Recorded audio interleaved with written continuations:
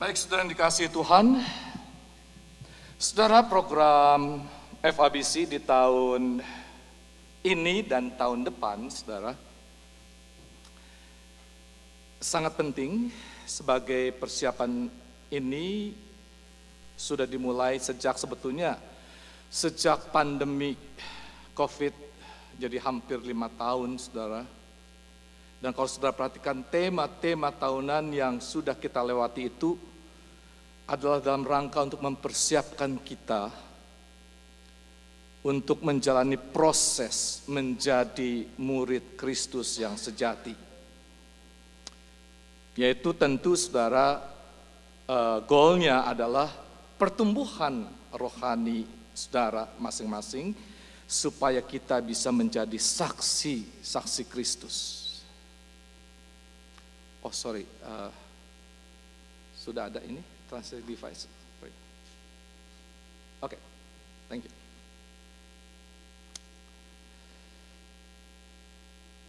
Dan tahun depan saudara, saudara akan dipersiapkan untuk dipakai Tuhan menjadi murid-murid yang memuridkan orang lain, becoming a disciple maker.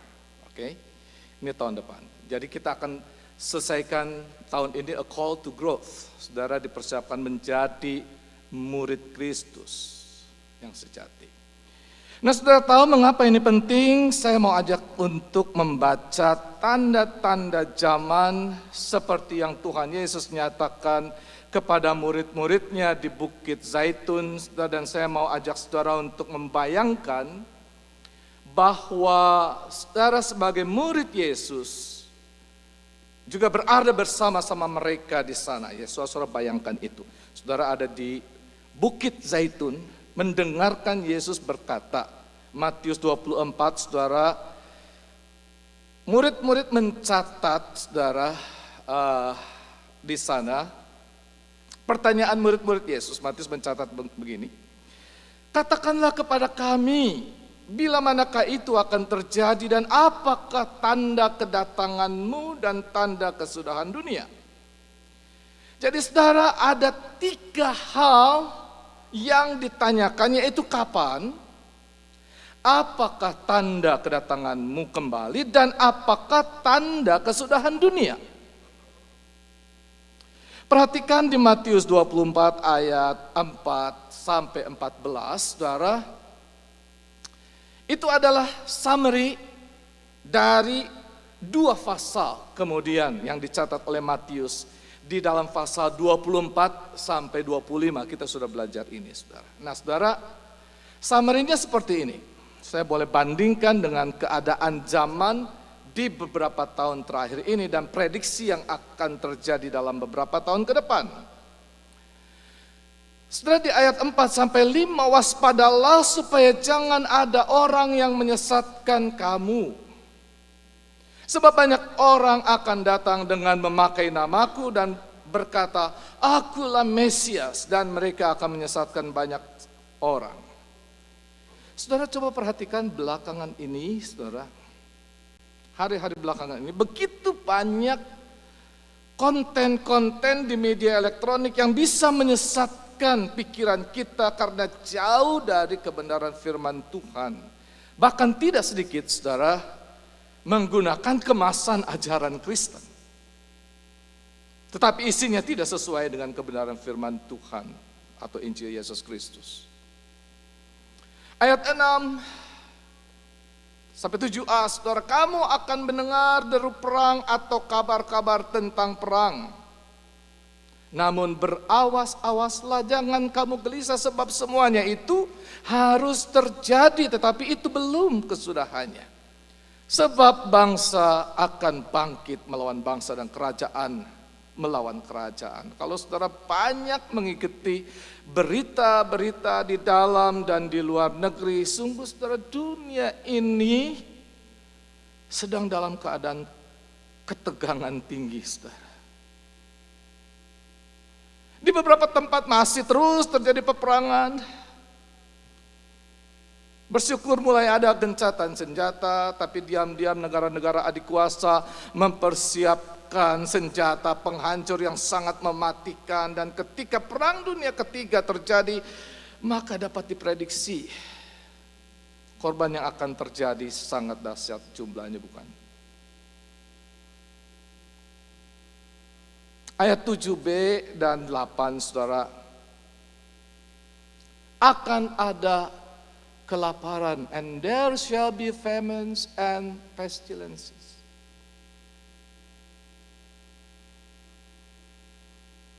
Akan ada kelaparan dan gempa bumi di berbagai tempat. Akan tetapi semuanya itu barulah permulaan penderitaan menjelang zaman baru. Saudara bayangkan, kalau para petani tidak bisa bekerja memproduksi makanan, pabrik-pabrik pengolahan makanan tutup, lahan produksi rusak, apalagi dibarengi dengan bencana alam terjadi, gempa bumi, entah karena tektonik ataupun vulkanik, tsunami menghantam daratan, maka akan terjadi kelaparan di mana-mana dan sakit penyakit pandemik terjadi ketika senjata kimia dipakai. Dunia akan hancur. Pada waktu itu kamu akan diserahkan supaya disiksa dan kamu akan dibunuh dan akan dibenci semua bangsa oleh karena namaku. Dan di ayat 10, dan banyak orang akan murtad dan saling menyerahkan dan saling membenci. Saudara, pada saat itu, kalau di antara saudara ada yang masih hidup, akan melihat betapa murid-murid Kristus yang sejati akan mengalami penganiayaan, dibenci. Mungkin di antaranya akan ada yang murtad dan menyerahkan saudaranya. Disinilah kasih setia para murid-murid Kristus diuji. Dan di ayat 11, saudara, maka nabi palsu, banyak nabi palsu akan muncul dan menyesatkan banyak orang. False prophets will appear and deceive many people.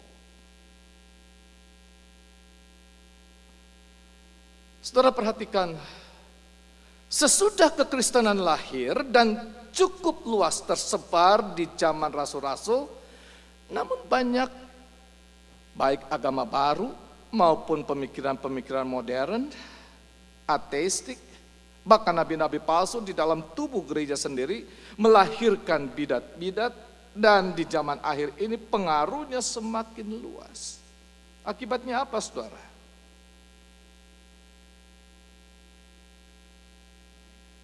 Dan karena makin bertambah kedurhakaan, maka kasih kebanyakan orang akan menjadi dingin. Tetapi orang yang bertahan sampai pada kesudahannya akan selamat. Saudara yang dikasihi Tuhan, Yesus Kristus mengingatkan agar kita jangan kehilangan kasih. Mengapa, saudara? Karena karakter utama Yahweh adalah kasih. Barang siapa berada di dalam kasih, ia berada di dalam Tuhan dan Tuhan di dalam dia. Dan di ayat yang ke-14, saudara, dan Injil kerajaan ini akan diberitakan di seluruh dunia menjadi kesaksian bagi semua bangsa. Sesudah itu barulah tiba kesudahannya.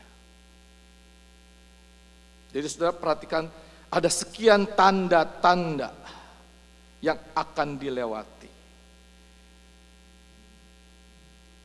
Perhatikan saudara, semua bangsa dan tentu dalam berbagai bahasa.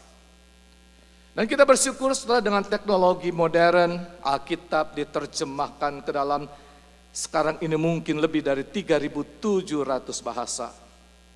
Dan mudah diakses melalui internet.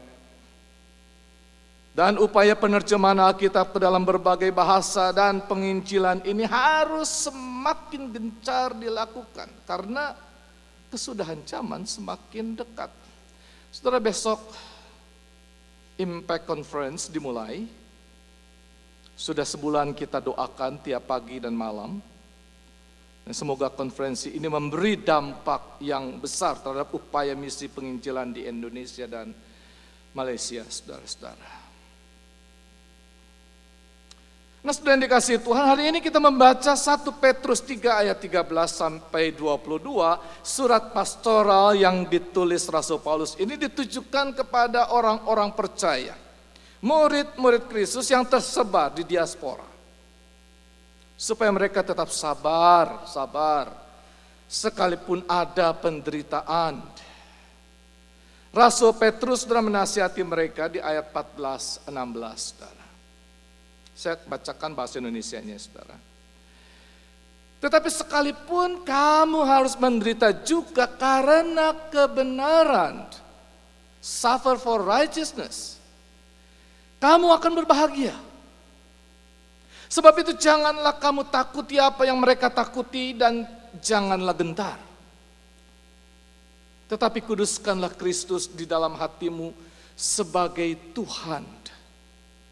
Dan siap sedialah pada segala waktu untuk memberi pertanggungan jawab kepada tiap-tiap orang yang meminta pertanggungan jawab dari kamu tentang pengharapan yang ada padamu. Tetapi haruslah dengan lemah lembut dan hormat, dan dengan hati nurani yang murni, supaya mereka yang memfitnah kamu karena hidupmu yang saleh dalam Kristus menjadi malu karena fitnahan mereka itu. Saudara yang dikasihi Tuhan, minggu lalu ketika di BATP kita membaca Mazmur 14, Bu Santi menyampaikan definisi orang bebal. Sebagai orang bebal itu orang yang sukar mengerti atau tidak cepat menanggapi sesuatu. Bebal juga dapat diartikan sebagai bodoh dan tidak dapat mengenal kebenaran. Orang yang bebal itu tidak mau mendengar nasihat yang baik, selalu melakukan kebodohan yang sama terus-menerus. Tidak mau belajar untuk mengerti akan kebodohannya. Ingin menang sendiri. Thank you Bu Santi, udah dikasih tahu. Dan hari ini kita diingatkan oleh Rasul Petrus bahwa kita hidup dan berada dalam dunia yang tertutup, bahkan membenci kebenaran. Kebenaran yang mana, saudara? Firman kebenaran di dalam Yesus Kristus yang telah menyelamatkan manusia, menyelamatkan dunia. Dan Rasul Petrus menguatkan kita sekalian bahwa sekalipun kita mengalami penderitaan karena kebenaran ini, jangan putus asa dan kecewa, melainkan berbahagialah. Tetaplah hidup di dalam kasih, dan tetaplah tekun belajar dari firman Tuhan. Bukalah diri saudara untuk dibentuk menjadi murid-murid Tuhan yang sejati. Tujuannya apa, saudara? Supaya kita siap manakala kita harus memberikan jawab tentang iman kita ini kepada mereka yang belum percaya. Tugas apologetik orang percaya bukanlah menyerang kepercayaan orang lain, saudara, melainkan memberikan jawab terhadap kepercayaan iman yang kita anut di dalam Yesus Kristus. Tentu dengan harapan mereka yang mendengarnya dapat mengerti dan percaya. Tugas kita adalah mendoakan mereka agar Roh Kudus terus berbicara dan mengajar mereka sehingga semakin banyak orang yang diselamatkan. Nah, saudara yang dikasihi Tuhan, hari ini kita membahas apa yang disampaikan dalam bab 3 dari buku A Call to Growth. Menurut Billy Hanks, saudara, dia bilang di dalam bukunya,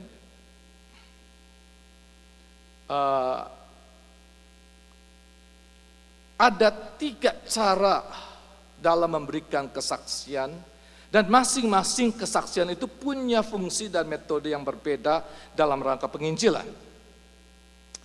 Ini saudara seperti tukang kayu. Tukang kayu itu punya 3 alat, ada palu, ada pahat, ada gergaji. Masing-masing alat ini, saudara, dibutuhkan untuk situasi dan tujuan tertentu. Oke ya, saudara bayangkan tukang kayu punya gergaji, punya palu, punya pahat. Masing-masing alat itu punya fungsinya dan dipakai untuk tujuan dan situasi tertentu. Demikian juga ada 3 bentuk kesaksian dia bilang. Pertama, sharing a word of truth. Apa itu? Yaitu secara singkat menyampaikan satu kebenaran tentang Tuhan. Ini topik ini yang nanti kita akan renungkan pada hari ini, saudara. Dan yang kedua adalah sharing a testimony, yaitu mengungkapkan perbedaan atau perubahan yang telah dibuat Kristus dalam kehidupan saudara, yang saudara alami, yang terjadi, perubahan yang terjadi dalam hidup kita, yang tentu kita percaya itu Kristus yang mengubahnya. Itu adalah sharing a testimony. Ini akan disampaikan dalam khotbah tanggal 23 Maret nanti. Dan yang ketiga adalah sharing the plan of salvation, yaitu penjelasan dari Alkitab bagaimana kita dapat mengetahui dan percaya pada Kristus secara pribadi. Dan ini akan disampaikan dalam khotbah tanggal 25 Mei, sudah selama. Karena ada topik-topik yang lain yang masuk ya. Tentu di antara ketiga bentuk kesaksian itu, saudara, ada topik-topik yang akan disampaikan dalam khotbah mempersiapkan dan memperlengkapi saudara menjadi murid-murid Kristus yang sejati. Saudara baik, hari ini kita akan merenungkan yang bab 3 dari buku yang ditulis oleh Billy Hanks, yakni mengenai sharing a word of truth. Pada bagian ini, saudara, dia menyampaikan 5 subtopik. Yang pertama, saudara, apa yang dimaksud dengan sharing a word of truth? Saudara yang dikasihi Tuhan, ketika saudara melakukan penginjilan, ada kecenderungan kita untuk menjelaskan tentang kekristenan dan konsep keselamatan. Bahkan tidak jarang, saudara, orang merasa sulit untuk bersaksi karena ia membayangkan harus melakukan apologetik. Tentu, saudara, dalam kondisi-kondisi tertentu itu dibutuhkan. Dan biasanya ini dilakukan untuk mereka yang telah membuka diri dan memberi waktu untuk mendengar. Oke? Mendengar uraian yang sedikit lebih panjang, 15-20 menit.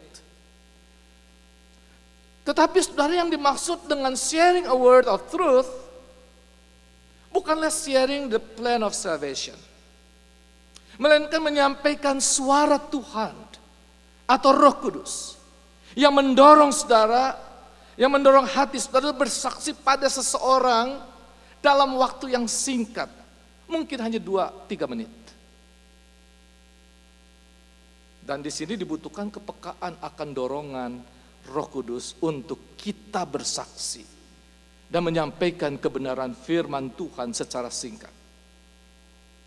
Nah, Billy Hanks menceritakan pengalamannya, saudara, saat ia sedang mengisi bensin.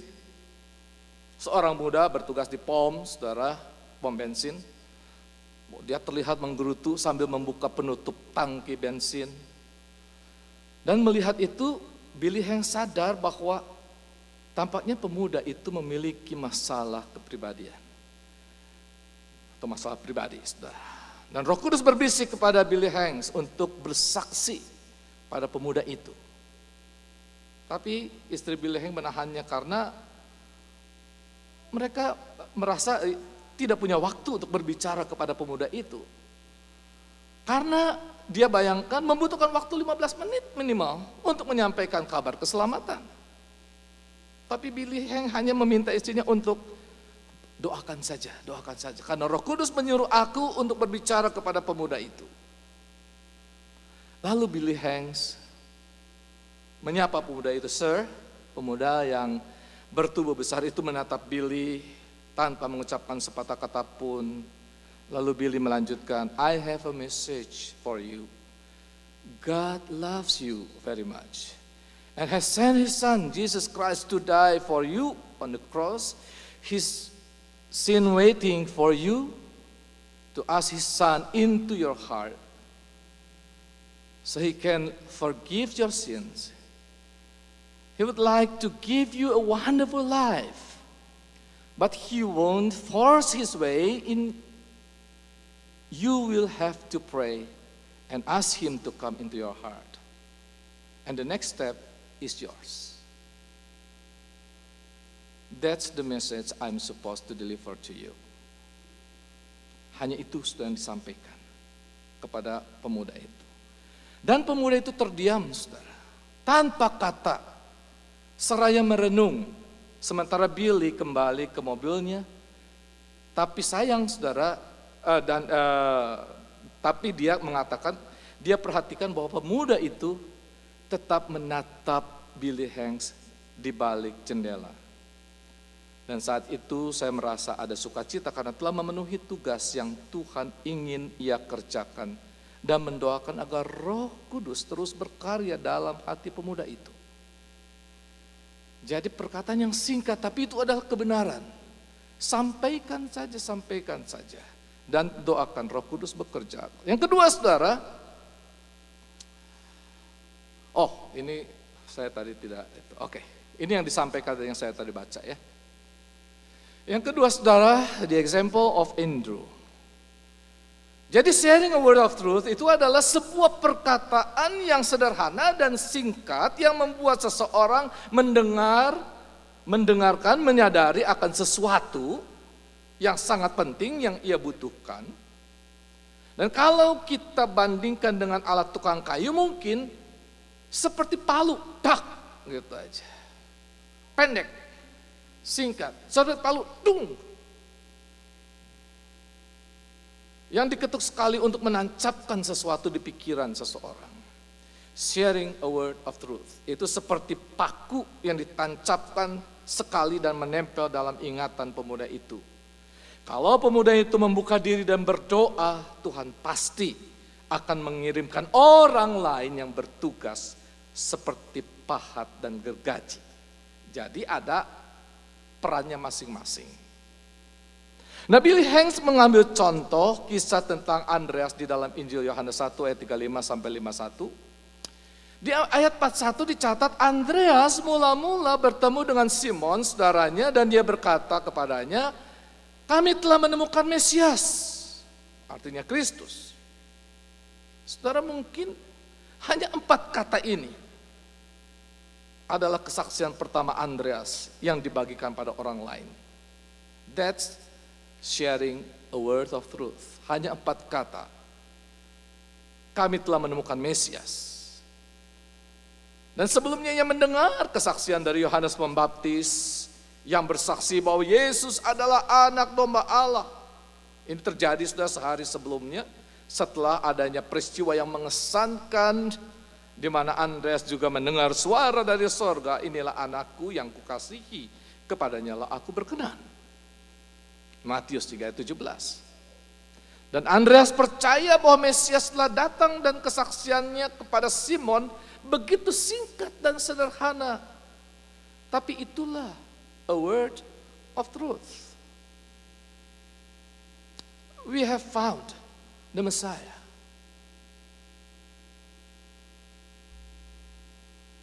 Kok dia tidak menceritakan tentang bagaimana pengajaran Yesus, tentang penyaliban, tentang kematian, penguburan, kebangkitan Yesus Kristus. Secara komponen-komponen dari Injil ini belum terjadi pada saat itu. Andreas bersaksi kepada Simon. Andreas hanya mengatakan bahwa ia telah menemukan Mesias. Tapi ini menjadi semacam paku, saudara, yang tertancap di benak Simon membuat ia sadar dan bersedia menemui Yesus. Yang ketiga, saudara, the Holy Spirit's leading. Jadi saudara, mulailah dari hal yang sederhana. Jangan dibayang-bayangi oleh perdebatan para apologet yang berhadapan dengan saintis ataupun kaum ateis yang bertanya tentang eksistensi Tuhan dan Yesus Kristus sebagai anak Allah. Kita harus mulai dengan langkah yang sederhana dulu. Pertama, kepekaan terhadap suara Roh Kudus. Dan memberi tempat bagi Roh Kudus berkarya untuk menuntun saudara. Menuntun langkah-langkah kita selanjutnya. Jadi kepekaan kita dulu saudara. Lalu dia akan memperlengkapi kita dengan hikmat untuk bersaksi. Sehingga memberikan kesaksian itu akan mengalir secara wajar. Karena Roh Kudus berkarya. Namun demikian dan dikasihi Tuhan, pertama-tama kita sebagai murid Kristus harus memiliki dulu hasrat untuk bersaksi. Dan selanjutnya Roh Kudus akan memproses diri kita dan memberi kuasa untuk bersaksi. Saudara katakan dalam hati bahwa aku terpanggil untuk bersaksi, saudara.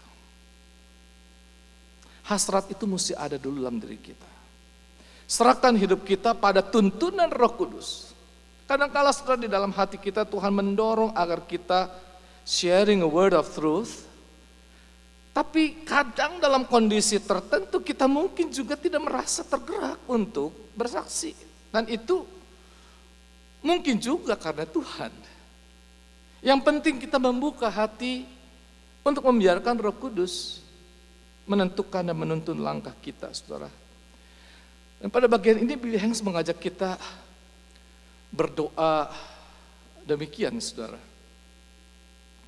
Untuk menentukan apakah ini Roh Kudus atau bukan yang berbicara dalam hati kita. Dia katakan, Father, if this is not of you, take the impression away and leave me with no sense of guilt. But if it is of you, Father, and you know that this person is ready and needs to be ministered to, and you want me to witness to him or her, then please impress it on me more firmly. Make it so clear that I cannot miss your leading. Itu yang dia katakan, berdoalah demikian untuk mencari apakah sungguh Roh Kudus yang menentukan, yang membuat ada impresi di dalam diri kita. Nah berikutnya saudara, yang kedua, kita perlu menyadari bahwa kunci dari ketaatan adalah kehendak untuk melakukan apa yang Tuhan inginkan. Disadari atau tidak saudara-saudara, bertahun-tahun Tuhan telah setia menyatakan kehendaknya kepada kita sebagai orang-orang percaya. Menunggu kapan saudara punya keinginan untuk mulai melakukannya. Dan seringkali kita tidak peka terhadap kehendaknya. Sehingga mengalami kegagalan menjadi murid Kristus yang dipanggil untuk bersaksi, saudara. Ada cerita menarik, saudara. Suatu hari saat Billy sedang menunggu di tempat cuci mobil, ia melihat seorang wanita agak tua mengendarai Cadillac keren. Ia mengenakan gaun yang elegan dan berjalan dengan memakai tongkat. Lalu Tuhan berbisik di hati untuk segera bersaksi kepadanya. Tapi Billy khawatir. Jika dia seorang pegulat sumo Jepang, saya sangat takut padanya. Dia sudah bayangkan perempuan ini walaupun tua, tapi dia pegulat sumo. Lalu dia berdoa, Lord, is this impression to witness really of you? Please take it away if it is not of you, and press it on me harder if it is. Billy mulai menyapa perempuan itu, membicarakan tentang cuaca, apakah Cadillac-nya boros bensin apa enggak. Banyak hal dibicarakan, tapi tidak membicarakan tentang Yesus kepada perempuan ini. Karena takut kalau mulai ngomong tentang Kristus, nanti perempuan itu marah dan memukul dia dengan tongkatnya. Tapi saya mulai merasa bahwa saya tidak taat kepada sebagai murid Kristus. Akhirnya saya pikir, kan saya punya traktat di mobil yang bisa dibagikan kepadanya. mungkin itu bisa menjadi awal untuk mulai membicarakan tentang Kristus. Tapi saya menunggu untuk memberikannya dan takut. Sampai akhirnya mobilnya selesai dicuci dan perempuan itu masuk ke mobil dan pergi. Saat itu saya merasa telah gagal. Karena tidak taat dan membiarkan diri dikuasai oleh ketakutan daripada berdoa dan meminta Roh Kudus untuk menuntunnya menjadi saksi Kristus.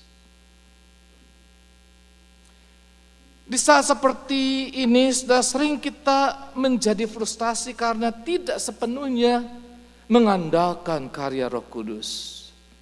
Dan inilah suatu proses di mana kita belajar untuk sepenuhnya dipakai sebagai alat Tuhan untuk bertumbuh dan berbuah. Kadang mengalami jatuh dan bangun, tidak jarang menjadi batu sandungan yang tak disadari, tapi jangan pernah putus asa. Ketika kita salah, akuilah dosa dan mohon pengampunan Tuhan. Dan selalu membuka diri untuk dibentuk. Dan lebih peka untuk menemukan kesempatan-kesempatan lain yang Tuhan tunjukkan dan gerakkan di hati kita. Yang keempat, saudara,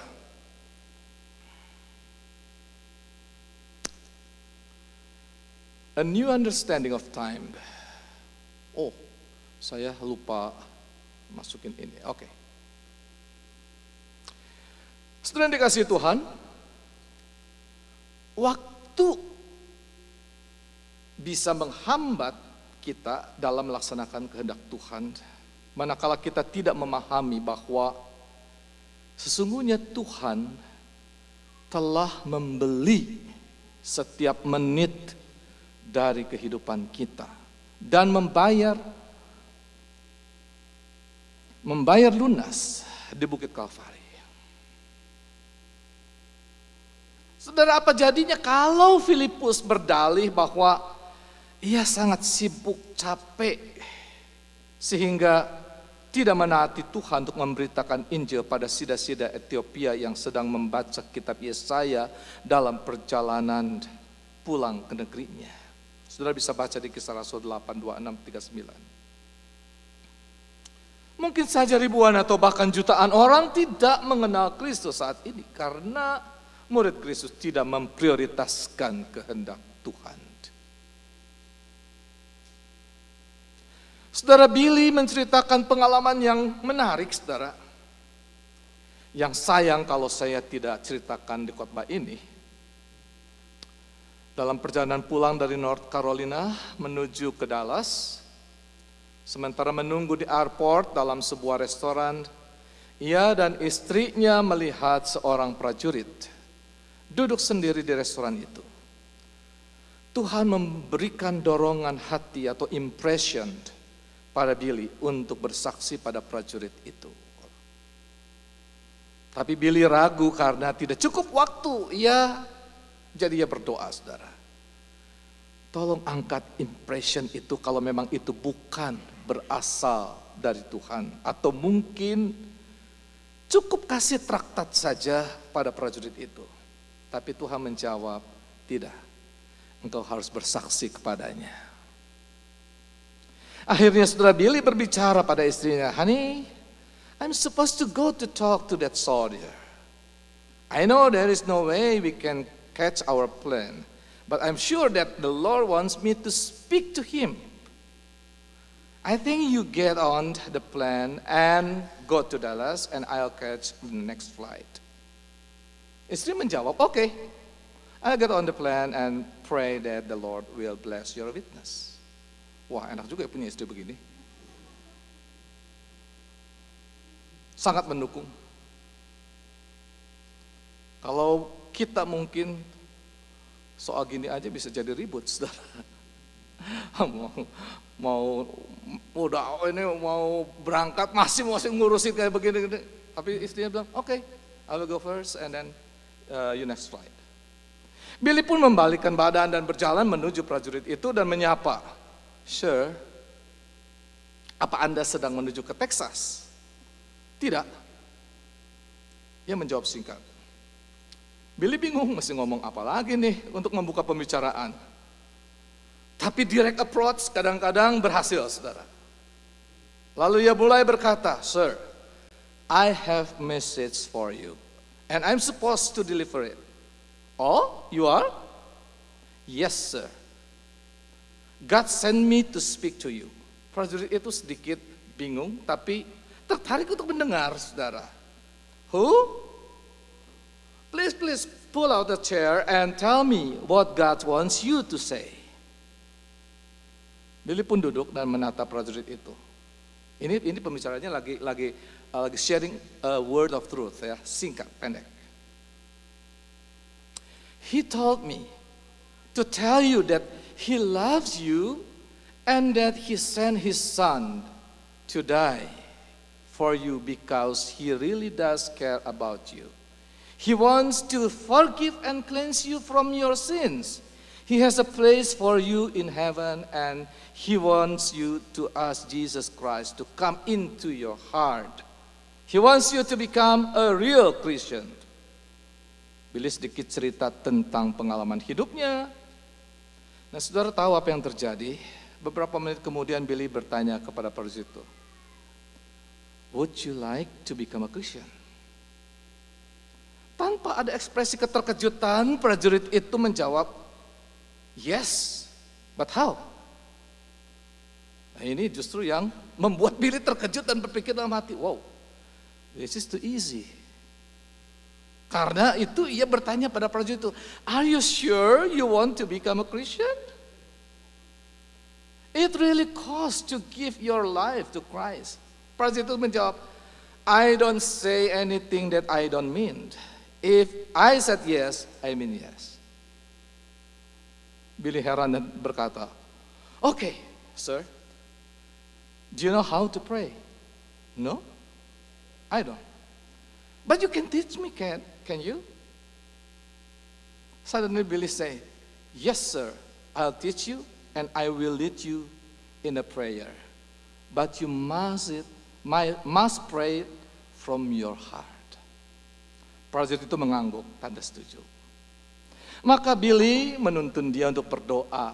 Seraya berpikir prajurit ini akan berdoa dengan berbisik. Billy mengajak berdoa, "Lord, I am a sinner." Lalu prajurit itu berdoa, "Lord, I am a sinner."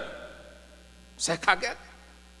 Karena itu pelayan restoran menoleh kepada mereka. Lalu saya melanjutkan, "But I am sorry for my sins." Kembali prajurit itu berdoa, "But I am sorry for my sins." Kali ini semua orang sudah di restoran itu memandang mereka. Prajurit itu berdiri dan memberi penghormatan seraya berkata, "Thank you, sir. This is what I have wanted all my life. Thank you for showing me how to do it." Saudara yang dikasihi Tuhan, pengalaman Billy ini menjadi contoh bahwa Tuhanlah yang menentukan waktu, bukan kita. Yang Tuhan kehendaki adalah ketaatan dari kita untuk menyampaikan kesaksian, dan Tuhan akan mengaturnya. Percakapan dengan prajurit itu berlangsung begitu singkat, sehingga Billy bisa tetap berangkat ke Dallas dengan pesawat yang sama dengan istrinya. Yang kelima, saudara, dealing with problems. Pada bagian ini ada 3 hal persoalan penting yang perlu kita sadari, saudara, dan bagaimana cara mengatasinya. Victory over prayerless evangelism. Saudara, kita perlu membedakan antara bersaksi karena merasa wajib melakukannya dengan bersaksi karena Roh Kudus menuntun kita untuk bersaksi. Dan kuncinya adalah doa supaya melaluinya kita menyadari dan peka.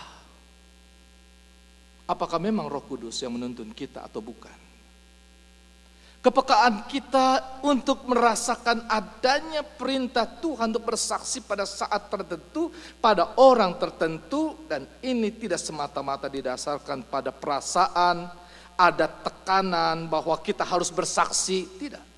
Melainkan karena Roh Kudus menggerakkan kita untuk bersaksi.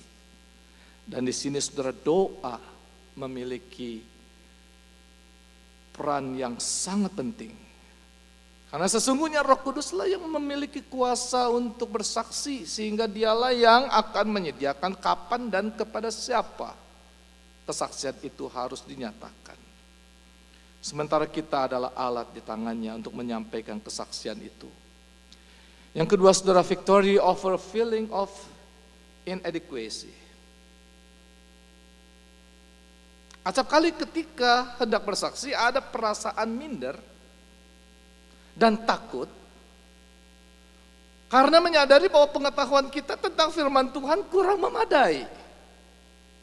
Ini biasanya terjadi karena banyak waktu dan konsentrasi kita di masa sekolah adalah untuk menambah pengetahuan sekuler sampai college agar kita bisa bekerja, namun sedikit waktu kita berikan untuk belajar dari firman Tuhan, dan itu pun tidak dilakukan dengan sungguh-sungguh. Tidak jarang ketika kita bersaksi, maka kesempatan itu berakhir pada konfrontasi dan pertanyaan yang tak terjawab. Karena itu saudara, tentu kita perlu mempersiapkan diri dan memohon pertolongan Roh Kudus. Karena bersaksi adalah pekerjaan Roh Kudus. Kalau setiap pembahasan topik-topik khusus ini dilanjutkan dengan diskusi kelompok, saudara, dengan didahului menjawab pertanyaan-pertanyaan, maka banyak membuka dan membaca ayat. Semua ini bertujuan untuk mempersiapkan kita agar kita bisa menjadi murid-murid Kristus yang sejati. Saudara, ada yang berkomentar dari waktu lesson 1, oke, jawab lesson 1, jawab. Masuk lesson 2, banyak banget nih, mesti dijawab. Lesson 3 juga jawabnya banyak banget. Saudara-saudara, itu semua adalah untuk mempersiapkan kita supaya kita punya catatan ayat-ayat itu. Ya. Victory over fear. Saudara, merasa takut untuk bersaksi adalah sesuatu yang wajar. Saudara tahu rasa takut akan berkurang seiring bertambahnya pengalaman. Tetapi rasa takut tidak akan pernah hilang sepenuhnya. Rasa takut hanyalah suatu bentuk rasa khawatir yang lebih lanjut. Akan tetapi saudara, rasa takut pun dapat digunakan secara positif dalam kehidupan kita.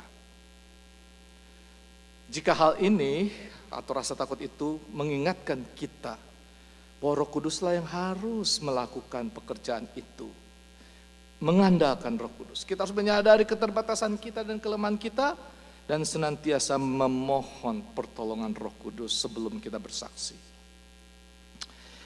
Saudara, sebagai conclusion, application, saudara,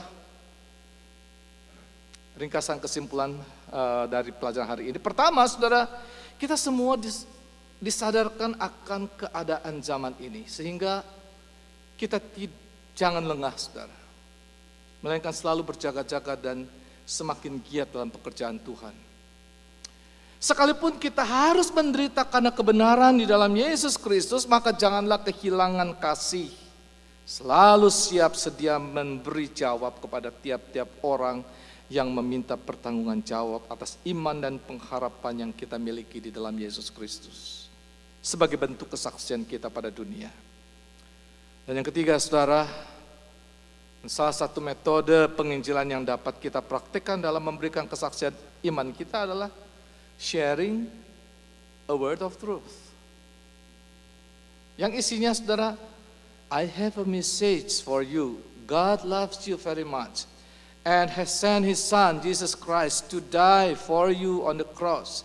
He's waiting for you to ask His Son into your heart so He can forgive your sins.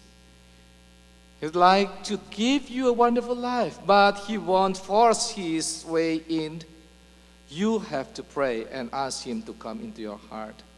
The next step is yours. Itu pesan singkat, tapi it is a word of truth.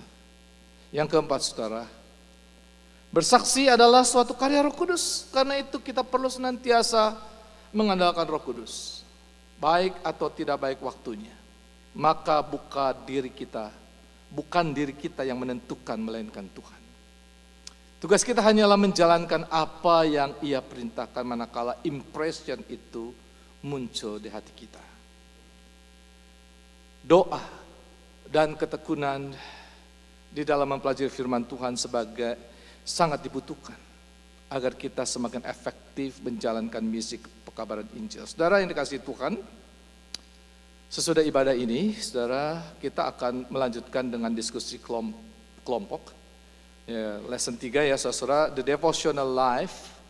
Ini adalah kita disadarkan untuk memperlengkapi diri kita, devotional life.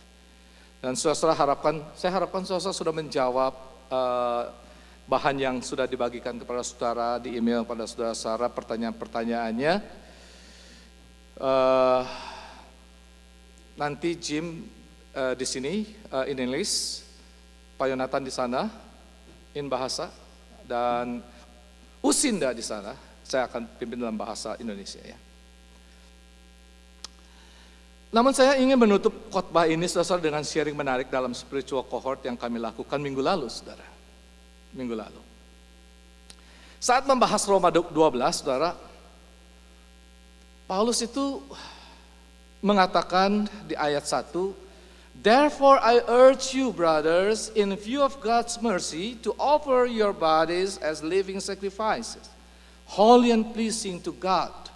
This is your spiritual act of worship." Nah, salah seorang teman bertanya, apa bedanya dengan orang Yahudi di Perjanjian Lama yang hidup di bawah Taurat? Bukankah mereka juga mempersembahkan kurban yang kudus dalam rangka menyenangkan Tuhan? Lalu ada yang menjawab, beda dong. Karena hewan yang dikurbankan itu disembelih dan mati. Apakah itu bisa dikatakan sebagai living sacrifice? Kalau begitu apa yang dimaksud dengan living sacrifices? Lalu dijawab, tidak lain adalah pertama, hidup kita sendiri melalui karya-karya yang memuliakan Tuhan. Kedua, melalui kesaksian hidup kita sebagai kepada orang-orang yang belum percaya.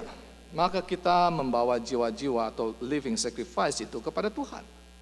Lalu muncul pertanyaan, apakah kita yang sudah hidup di dalam Kristus sama sekali tidak boleh melakukan upacara kurban seperti di dalam Taurat sebagai persembahan yang kudus dan yang berkenan? Lalu yang lain balik bertanya, untuk apa lagi kita memberikan kurban pendamaian dan penebusan dosa kalau ternyata Tuhan Yesus sebagai anak domba Allah yang sempurna telah mengorbankan dirinya bagi kita?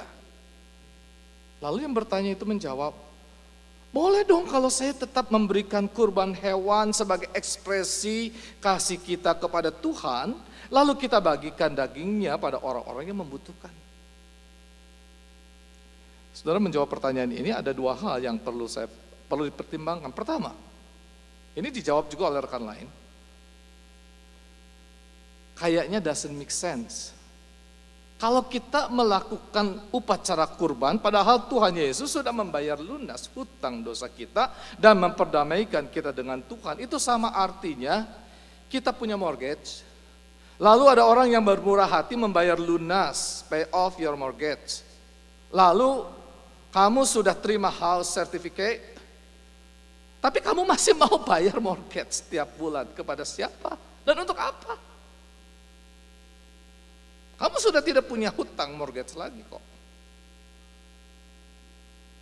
Nah, saudara yang dikasihi Tuhan, begitu pula dengan hidup kita masing-masing. Tuhan Yesus sudah membayar lunas diri kita, sekarang hidup kita menjadi milik Kristus Yesus. Sehingga kita menyebut Dia sebagai Tuhan, karena Dialah yang empunya hidup kita. Nah, yang kedua saudara, justru bentuk living sacrifice kita adalah mengerjakan keselamatan yang sudah kita peroleh di dalam Tuhan. Selagi kita hidup, berarti kita diberi kesempatan untuk mempersembahkan hidup kita, menghasilkan buah-buah kebenaran yang memuliakan Tuhan. Saudara, sekali lagi saya mau tegaskan bahwa di dalam Yesus Kristus kita telah dibenarkan. Amin, saudara.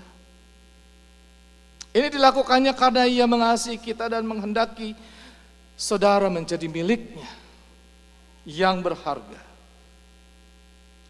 Karena itu tidak ada kuasa apapun yang dapat memisahkan saudara dari kasih Kristus. Amin. Saudara, mari sekali lagi kita hayati firman Tuhan ini dengan sama-sama menyanyikan kembali lagu yang kedua tadi, Ku Hidup Bagimu. Dan sekali lagi nyatakan komitmen saudara dengan sepenuh hati saudara bahwa kita mau hidup bagi Kristus.